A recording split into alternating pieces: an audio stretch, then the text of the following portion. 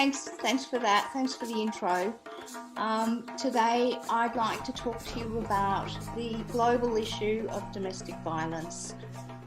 Unfortunately, the stats are rather horrendous. Globally, in 2018, the United Nations Office of Drugs and Crime reported that 50,000 women died because of domestic violence globally. These, unfortunately, obviously, these are only the reported cases. There are many more that go unreported.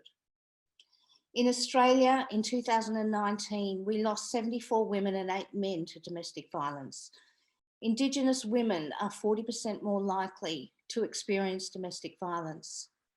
And with regard to homelessness, I believe 37% of people who were seeking assistance for homelessness were due to domestic violence, and that equated to 80,000 people just in Australia who are experiencing homelessness because of domestic violence. I'm absolutely passionate about raising awareness, about being a voice, about standing up for what I believe and for the changes that I believe need to be made, both in the social and justice systems. After leaving my last relationship, I did a lot of soul searching and researching. I've experienced domestic violence as a child, as a teenager, as a young adult, and in all of my adult relationships. After reflecting on this and realising the devastation of intergenerational abuse, I was determined that these experiences haven't been for nothing. I'm going to make it count for something. And that's why I'm so passionate about my new direction, having my voice heard, standing up and raising awareness, and assisting other victims or survivors to regain their confidence, to grow their self-love, their self-belief and their self-value so that they can make the right choices for themselves in the future. So I'd just like to tell you a little bit about my experiences. As I said, I grew up in a house with domestic violence. There were physical violence, there was coercive control, there was sexual abuse. And I didn't realise that I carried that through with me as a young adult and into my adult relationships. I didn't realise that it wasn't until my marriage where I was stepping on eggshells, and I believed that that was kind of normal behaviour. It took me a long time to work out that that was actually abuse, emotional abuse, and I experienced that. As a teenager, my parents had several marriages. My father remarried 3 times. None of his relationships were happy. His first wife was an alcoholic, and I suffered abuse because of that. My mother's husband was an alcoholic, and he physically abused me before they even got married. My mother decided to put her head in the sand. She wasn't a bad person. She was simply very needy herself, and she had been a victim of domestic abuse. And this is where the intergenerational issue arises. So at a very young age, I was out supporting myself. I was earning $60 a week and paying $32 out for rent, which sounds very tough, and it was very tough. I think I lived on milk arrowroot biscuits, cups of tea and rice. But it gave me, the positive side of that is it gave me the ability to learn to budget, and that's a fantastic skill. Personally, I believe that for every negative there's a positive, and that was definitely the positive that came out of that situation. So I made my way. I eventually bought a car. I sold that car to travel and go overseas. I came back. I was out one evening with a girlfriend for her birthday, trusted someone, and found myself being raped at gunpoint one evening. Not long after that, I met my husband-to-be. I didn't believe in love. And while it wasn't a happy relationship, I was determined.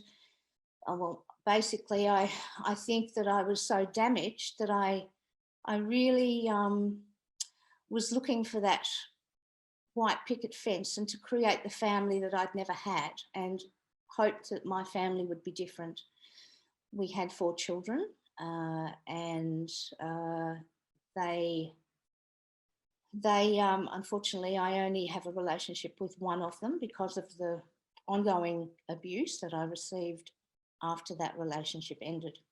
I chose to stay in that relationship longer than I should have because I didn't want my children to go through what I had gone through with a broken family. However, I realise now that that's perhaps, you mean well, but situations happen and things happen, and some of those things you can't change. So from there, I was a single mum working hard, studying full time. I was working 3 part-time jobs when I left him and studying full time. And eventually I got a full-time job and then began studying engineering part-time while looking after the children, being mum's taxi, etc. Life was busy. I did meet someone and I did have a relationship, although they were not involved with the children. I was very protective and they weren't really part of our day-to-day life. However, this person became abusive, and at one stage he had me holed up in my house for 3 hours where I was bashed with a metal vacuum hose, dragged around by my hair. He was throwing things, smashing phones. Eventually, after 3 hours, I was able to call the police.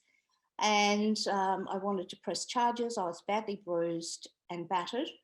And so I did what I was meant to do and had the photographs, had the statement taken, was called into the police station 3 days later by the senior sergeant, only to be told that they weren't going to press assault charges because I wasn't in hospital, I didn't have a broken bone, and I wasn't dead. Unfortunately, I've experienced similar kinds of attitudes from other police during domestic violence. And I believe this is one of the things that we need to work towards changing. Education is important for our frontline workers so they don't tolerate this behaviour. I believe that there is so much that needs to be done, education in schools for young adults so they understand what a healthy relationship is and the red flags for what isn't a healthy relationship. And also to run programs to grow self-esteem and self-belief, and so that people have the confidence to stand up and call it out when they're not being treated the way they should be. We need to look at changing the justice system so that the perpetrators have harsher penalties. The court systems need to change for speedier resolution and that are less costly. There are so many changes that need to be made. As I said, when I left, I did a lot of soul searching when I left my last relationship just over a year ago. I did a lot of soul searching and researching, and I came across an organisation that I was terribly excited about. It's called Break the Silence Against Domestic Violence. It's an organisation that was founded in 2011, and it was their mission statement is very profound and it touched me. It really is an incredible organisation that runs fantastic programs, and I'm hoping to gather more volunteers here, get people on the ground here so that we can replicate some of those amazing programs, which I'll tell you about in a moment. So the mission statement is to provide community resources and support services for victims, for survivors and families who are affected by domestic violence. So let me just tell you a little bit about some of the programs that we're hoping to replicate here. There is a program where they run a Survivor Sisters retreat where survivors get together for the weekend. And as a survivor, I can only begin to tell you the comfort it gives me when I'm surrounded by people who understand, who've been through the same situation, who understand what you've experienced without having to explain it, who understand narcissistic behaviour, who understand coercive control.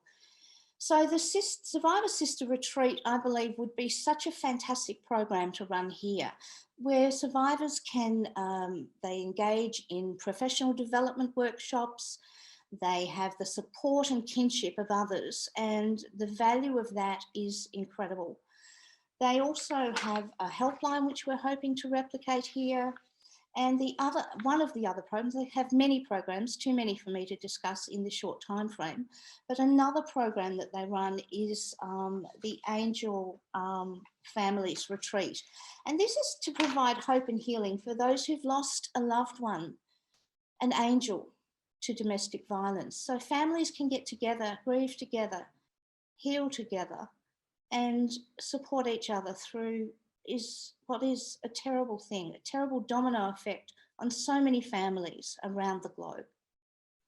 So please, if you have a look at those links, you can either contact Break the Silence Against Domestic Violence directly on their website, register to become a volunteer. Join me, please, in helping to raise awareness, in providing programs that are much needed here. And or contact me directly if you'd like to know a little bit more. Together, I believe we can make a huge difference if we stand together. On another note, I'd like to say that there are many, many things I've learned through my journey, and not limited to, but these are some of the things I've learned.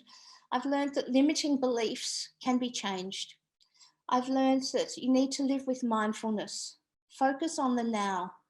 The past is important to learn from, but be kind to yourself. Treat yourself kindly. Treat yourself with forgiveness for anything that you wish you could change. There's no point in feeling bad. The important thing is to learn and to be kind to yourself. Never stop trying, never give up. Treat yourself with kindness, have forgiveness for self and others. Value yourself with self-love and self-worth, and know that for every negative there is a positive. Work hard to embrace those positives. Focus on finding something to be grateful for every day, and discover your purpose and live with purpose and joy. And if need be, if you can't manage that, then seek assistance from those who can help you with any of the above.